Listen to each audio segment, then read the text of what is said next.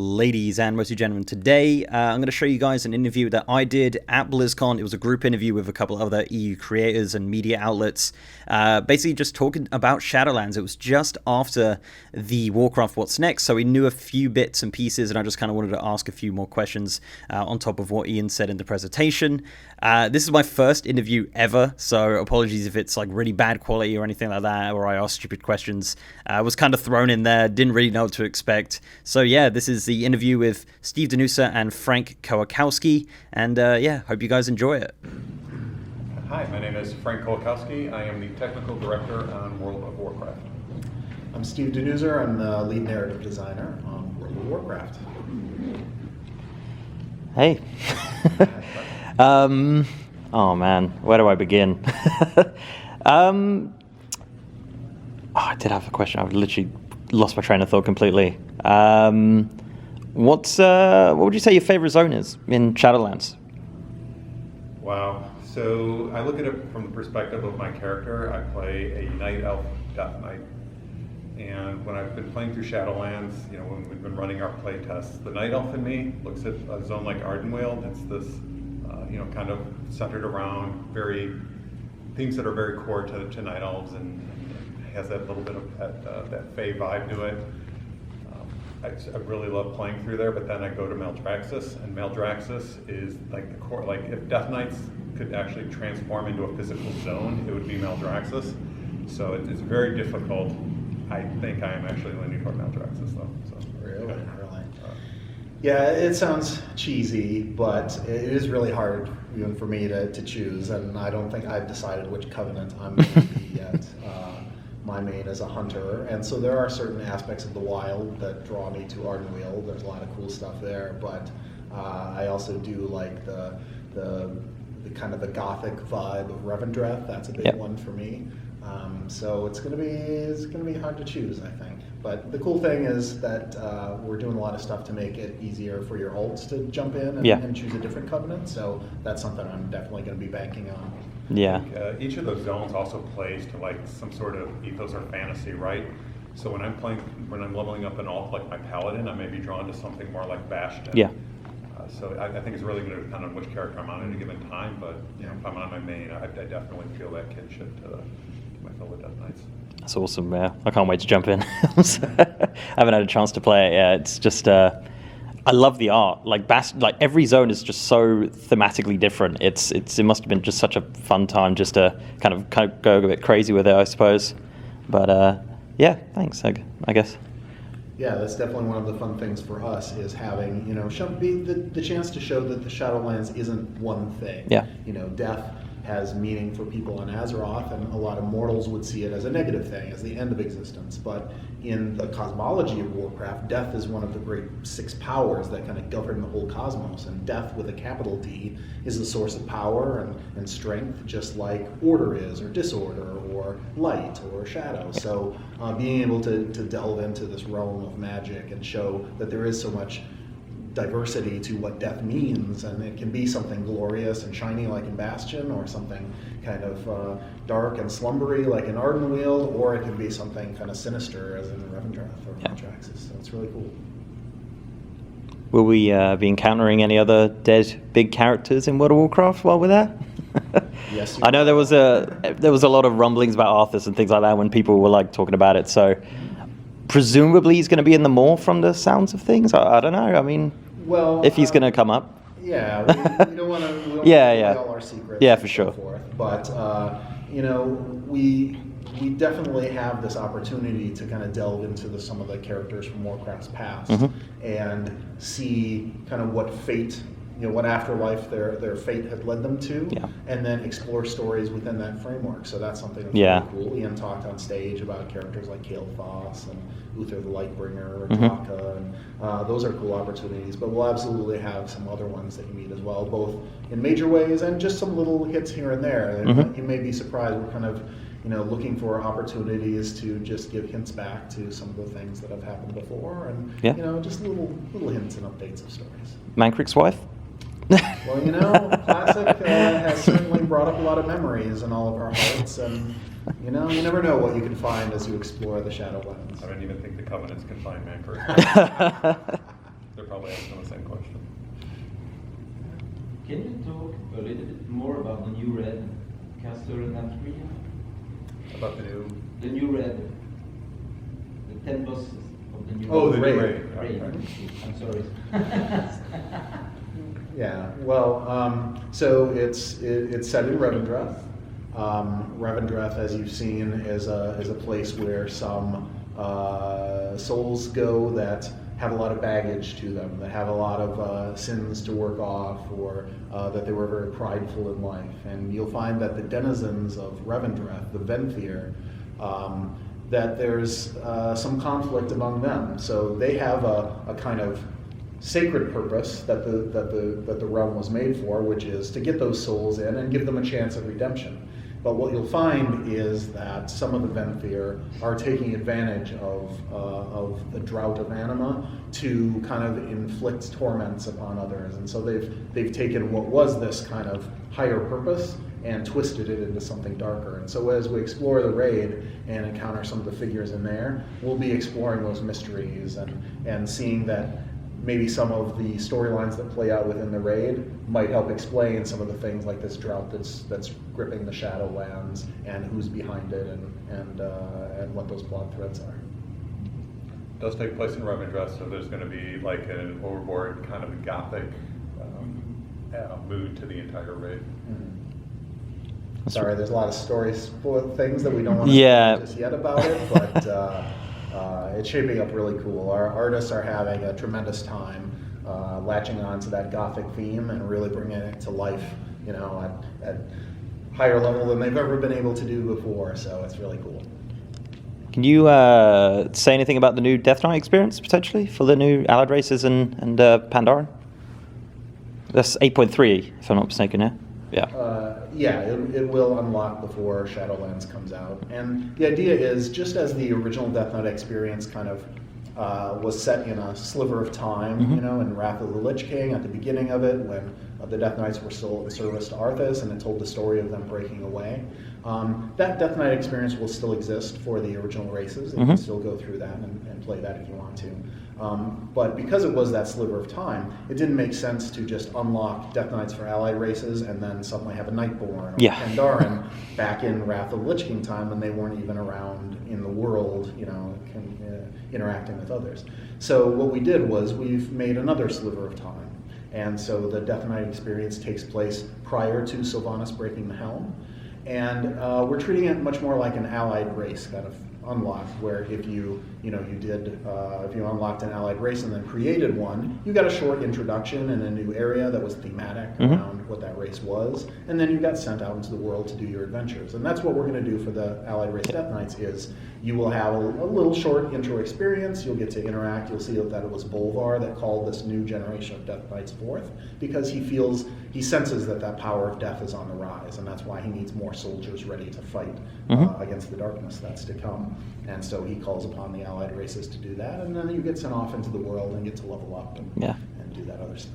They have some new skins and things like that for the races, or are they just kind of...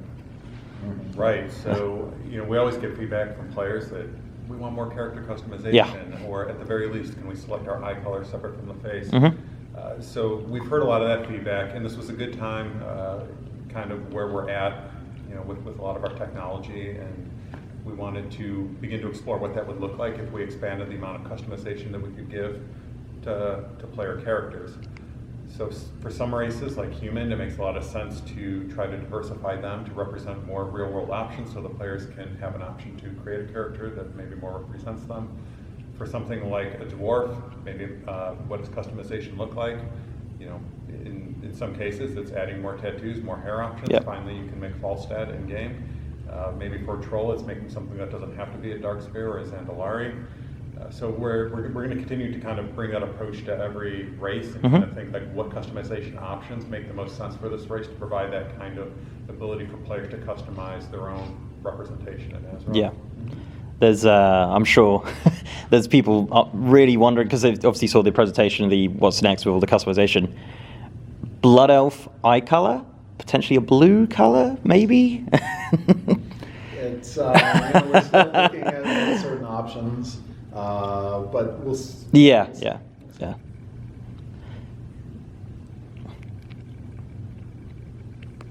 Can you explain a bit more about the Covenant powers? The Covenant powers. Yes. Right. So this is pretty interesting. The first time through the game, or first time through Shadowlands, your character is going to progress through each zone in a set order. You're going to go from Bastion to Maldraxxus to Ardenweald to Revendreth, and when you're in each zone, you're going to work with the Covenant that oversees that zone. So you're going to work with Kyrian and Bastion, and you're going to wind up while you're there getting that class power that you have, that active ability, and typically the movement ability as well is kind of what everyone gets, regardless of class. Everyone who is aligned with the Kyrian gets it. So while you're in that zone, you're going to get those powers. So as you progress through the 4 zones and mingle with those 4 covenants, you're going to get a chance to see what your character could potentially look like at maximum level. It's kind of a try before you buy on which movement ability and which class-specific ability from those 4 covenants you like the most. So they're very diverse, from like a warrior throwing a spear that does a little bit of AoE damage and maybe some rooting, to mages that can fire off a spell that'll leave a dot and then amplify the damage from their next few attacks. These are the types of things that are going to be unique, actionable spells that you can hit that are going to be unique to each covenant and class. So yeah, that's kind of. But we're going to give you an opportunity to try all of them before you actually make your choice at Covenant at maximum level. But will you be able to change at max level too? Yeah, you can. So we want the Covenant choice to be meaningful and something that you're informed about. So as Frank said, as you're playing through the narrative arc of the game, you get to know each Covenant really well, and you get to try out their abilities. You get a sense for what their aesthetic is and what options you'd have if you chose them. And we understand that players will, even with all that information, they might try a Covenant for a while at max level and play it and decide, what, I'd want to go to a different Covenant. And we'll give you that option. It's going to come at a cost. We don't want it to be a trivial thing that you switch Covenants. That's one of the reasons why we make it easier for alts, to kind of jump in and get a head start is, well, you know what, I'll keep my main this Covenant and I'll try another character and be able to more quickly get into this other Covenant. So the choices are there, and like I said, yeah, we will give you an option to change Covenants. It's just not something that we want to encourage in that way, so it'll come at a cost. It will be altar friendly too? Alt friendly? Absolutely, yeah. So thank you. That's a good question. So I mentioned that structure you're going to go through on your first character. The second and third and however many characters you take through the Shadowlands are going to be able to pick their Covenant right away. And so they're going to be able to get their Covenant powers and begin working their way through that Covenant power structure. They're going to have all zones unlocked so they can play in whatever order. World quests, like you're almost going to be like a max level character in many ways, except for the actual levels. But you're going to the world will scale with you, and you're going to get to go through and level your alt in a meaningful manner. That when they hit their maximum level, they're going to have a head start ahead of where they normally are when we hit max. Yeah, we love the flexibility of Legion and Battle for Azeroth, where you could kind of come into that expansion and you could pick which zone you wanted to go to and play them in any order. That was really cool. It gives a lot of flexibility and choice. But one of the things that it lost was that sense of a structured story that kind of flowed through the whole expansion. What we want to do with Shadowlands is have the best of both worlds. So the first time you're playing it through, it is kind of a linear narrative arc that you're playing through, and the zones will scale accordingly. So Bastion will be levels 50 to 52 or something like that, and then you'll move to the next zone, and it'll be like 52 to 50, whatever it is. But the zones are a set level at that point. But once you get on your alt and you make that Covenant choice, now you can play the zones in any order, and they scale to you much like Legion or Battle for Azeroth did. So again, that best of both worlds kind of thing, where the one time through you get the story in the linear fashion, the second time through you can play it in any order, because we don't have to teach you the story at that point. We don't have to train you about the world. You know what it is, you know what you're getting into, and we'll just let you get there faster. Will there be any difference for Horde and Alliance going into Shadowlands? Different quests or anything like that, or is it basically just a kind of same experience for both? We really focus Battle for Azeroth on that core. Yeah. Difference. and that was the core theme of that expansion. And one of the core themes for Shadowlands is these forces coming together. Now that the war is behind them, and we've got this armistice, now what can we do together? So the Covenants don't care whether you're Horde or Alliance, they just need these problems in the Shadowlands fixed. And if they're not fixed, it's going to mean doom for Azeroth on both sides. So this isn't a story about faction conflict, this is a story about fighting to save the Shadowlands, and by doing so, saving Azeroth from the power of death. Will the Horde and Alliance split still exist within the expansion? Yeah. That's kind of one of the core pillars that's the theme of World of Warcraft. Of course. There's Horde and there is Alliance. So it'll still be Horde and Alliance. Yeah, I think you'll mess up a lot of things if you kind of mess with that. There's like so much back end of WoW that's to do with Horde and Alliance, I guess. So. What will happen to the Heart of Azeroth in Shadowlands? So similarly, in a story sense, we'll be wrapping up that story of the Heart of Azeroth as well. So I don't want to spoil anything about our Visions of N'Zoth update, but the Heart of Azeroth is part of Battle for Azeroth. That's a storyline that plays out there. So, as an item that will exist, we're not going to take it away from you at the end of the expansion. But it's something it's not a system that it plays a part of the Shadowlands story. It will not disappear completely? No, you'll still, thematically, you will be the champion that wielded the Heart of Azeroth and, filled it with power. And again, don't want to talk about story spoilers, but it's an important part of what happened in Battle for Azeroth. But again, that's a power that is strongest when it's on Azeroth. And the Azerite that infuses it. We're in a totally different realm now. We're on the cosmic chart now, and it's really about death magic. And anima is the force that's really fueling the magic of the Shadowlands. So it will be trying to find what's behind this drought of anima that's gripping the Shadowlands, and how we can acquire more of it to help our covenants become stronger. That's really the theme that we're focused on for Shadowlands. Is Bolvar a pretty big character going into it? Yes, Bolvar is awesome. is a definite major character, and that's one of the great things about this expansion was that it was a chance to delve into him more. Yeah. Because he's again someone that's just part and parcel to the Warcraft universe and its mythology. Yeah. And everyone remembers that moment when he put that helm on after Arthas' defeat, and what a personal cost that was. And so we'll get to find out what that's done to him. All the years that he spent as the Lich King. We got a taste of what he was trying to do in Legion and Battle for Azeroth a little bit. And we didn't always understand what was driving him and how much was Bolvar, how much was this Lich King identity. We'll get to explore that. And he will be someone who, because he had kind of 1 foot in death and 1 foot in life, he can interpret a lot of things in the Shadowlands for us. He can be that sage that understands some of the goings on and can help guide us through some of the decisions we'll have to make and some of the battles we'll have to wage. Yeah, he's definitely a fan favorite. That's going to be a lot of fun. That's awesome. Do you want to have a mythic only dungeon? Like Kingrest or Siege of Barrels?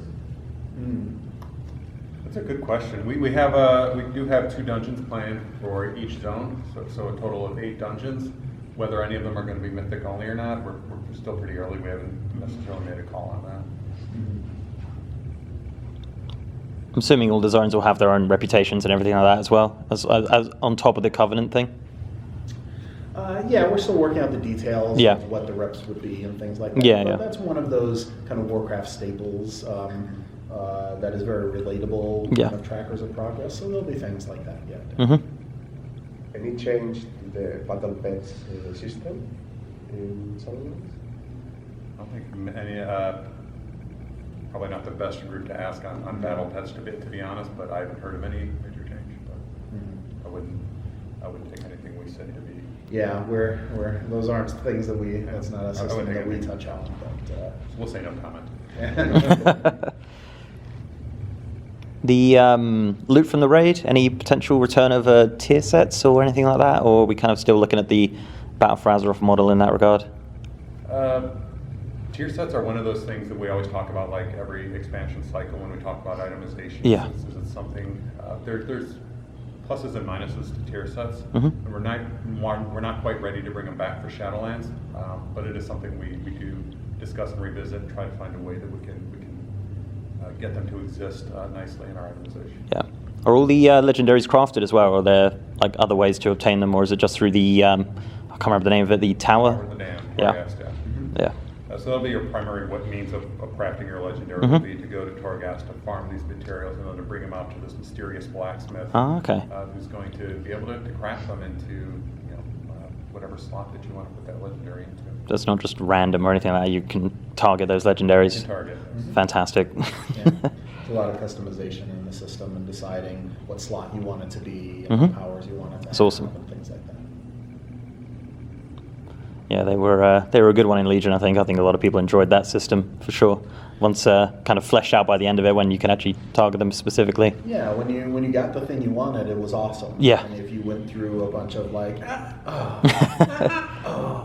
was Yeah. not so awesome. So that's one of those things that by introducing some more deterministic Mhm. means into it, hopefully it's a lot more satisfying. Yeah, I think during the presentation when Ian was talking about it, I just got the biggest cheers from like the weekly chess thing and stuff like that.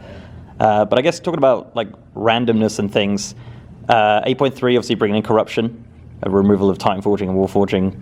Are we looking at any sort of like death forging or anything like that, or too early?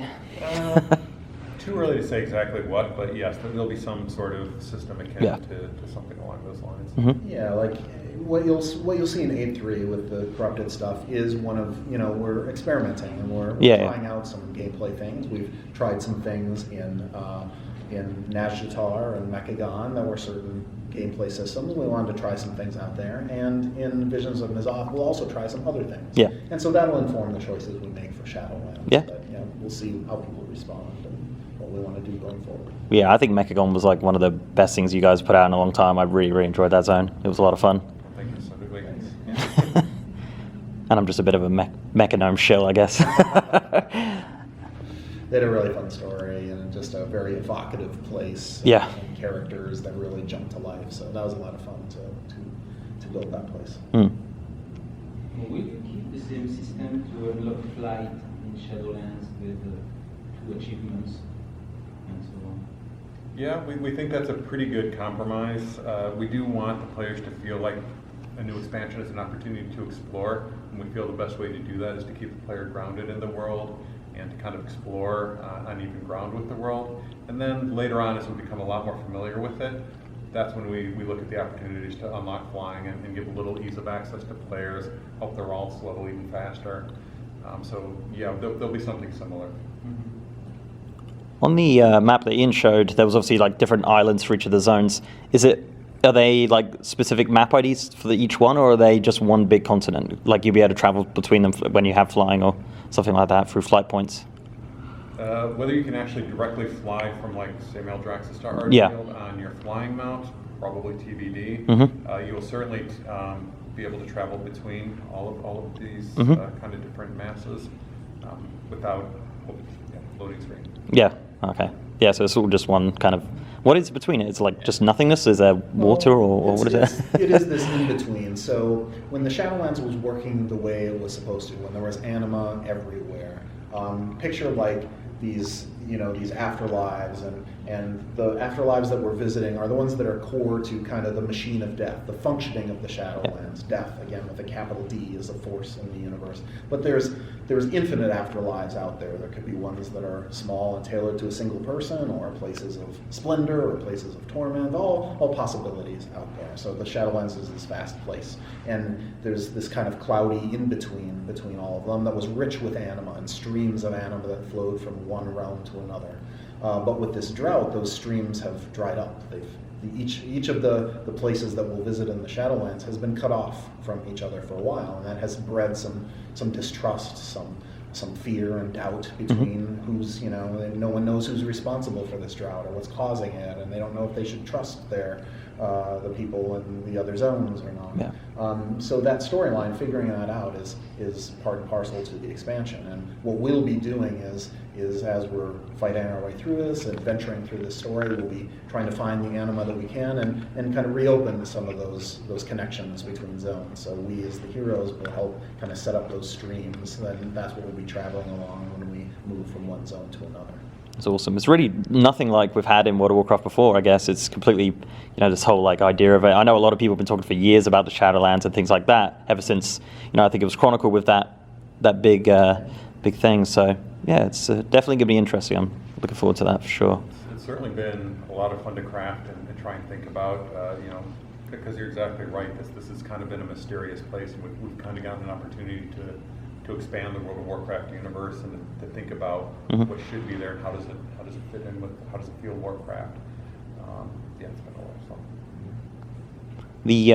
The new level up experience. So that's I saw an image. I don't know if it was real. Is it 1 to 10, and then after level 10 you choose an expansion essentially up to level 50? That's correct. So like a first-time player is going to get Battle for Azeroth to go from 10 to 50. That's the most recent. Okay. Leads right into Shadowlands. Kind of gives them a lot of context for what they're about to experience later on. But if you've kind of been there, done that, and maybe you have, in your heart you'll always love Pandaria, you'll have the option to level from 10 to 50 and miss the Pandaria. So pick your expansion and play all the way through. If you want to do Wrath of the Lich King, you will actually be able to finish leveling in Icecrown for once. So that's awesome. Yeah. What would happen to like like Demon Hunters, Death Knights, where they start a little bit higher? Are they kind of being put down, or how's that kind of working out? They're going to start at level 10 okay. as well. And then they'll just be able to jump straight into. Okay, cool. Yeah, and for levels 1 to 10, there's a new starter experience, Exile's Reach, that's a new area in the world. That tells a new story. There's a Horde path and an Alliance path, and you'll get to create a new character and play through that. And then that's what new players will then go on to pick, Battle for Azeroth or experience. Okay, so like original, so say you make a gnome, you don't go through Gnomeregan anymore, you go through this Exile's Reach. Correct. And where's that? Like in the world, I guess. Is that like a new place? It's an island that's near Stormheim, kind of off the coast of the little island that's out there. You'll find out more about the storyline, what's going on there. That's really cool. Yeah. So it kind of puts it, I guess, a bit more like context, I guess, with the storylines, I guess, when you jump into as a new player. I'm assuming that 1 to 10 experience is more like a bit more hand-holdy, a bit more tutorial for new players to bring them in and kind of understand it. Yeah, a little bit, and it incorporates a lot of our more modern level building techniques as well, so it's got a little more visually indicative of what you're going to experience when you reach Battle for Azeroth and then continue on to the Shadowlands. Yeah. That's awesome. That's one of the things, as much charm and, fond memories we have of a lot of the original racial experiences, or even the ones that were revamped in Cataclysm, they show their age, and we really wanted to show the game as it is now and give new players a taste of like all the potential of what Warcraft is. So the starter experience is, again, just a little sliver of that, but it's shaping up to be really cool. Man, that's cool. Looking forward to it. How big are the new zones compared to what we know in Battle for Azeroth? Bigger, smaller? They vary in size, but they more or less align with what we've been seeing. I think Revendreth might be a little bit bigger. Gosh, maybe they're. I would say overall they're around the same size. Will there be any other characters coming with us? Like obviously Bolvar's there. Will like Khadgar make a little return or something like that, or one of the other characters we've been hanging out with? Well, I don't want to spoil too much, but in our as we go to confront Sylvanas on Icecrown at the beginning, we're not going alone. Some of the great heroes of Azeroth are coming with us, and it stands to reason that some of them will get pulled into the storyline as well. So we'll definitely be adventuring in the Shadowlands with some familiar awesome. Is that kind of like, will we have like sort of a Battle for Lordaeron sort of pre-patch kind of thing? Obviously we've got the Scourge invasions and stuff like that, but will we have like a big kind of intro scenario where we go into the Moor and everything like that? Is that kind of a big thing that we're going to be doing there, I guess? We like to start off every expansion with something really cool and kind of thrilling gameplay, so it's a safe bet that we will have something cool and thrilling to get us into the Shadowlands. Awesome. Yes.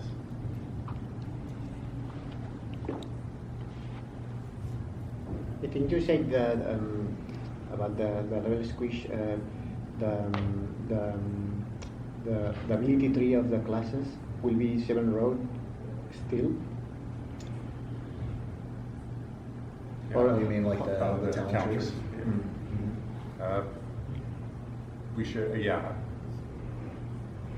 I mean, one of the goals of level switch is also to make every level meaningful. It's not just, 120 levels is very daunting, as Ian mentioned.